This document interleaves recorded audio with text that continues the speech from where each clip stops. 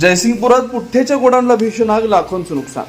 जयसिंगपूर शहरातील सांगली रोडवरील डीमार्ट जवळ असलेल्या पुठ्ठेच्या गोडाऊनला सोमवारी दुपारी भीषण आग लागून लाखो रुपयांचं नुकसान झालं.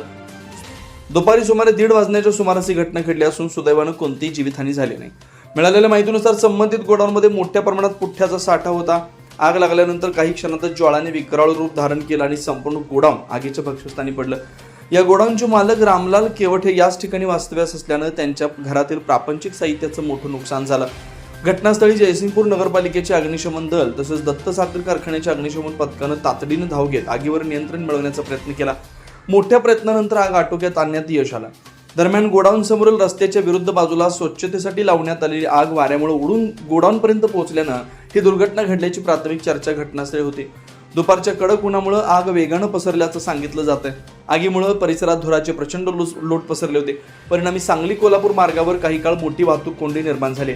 घटनेची माहिती मिळताच जयसिंगपूर पोलिसांनी घटनास्थळी धाव घेत परिस्थिती नियंत्रणात आणली.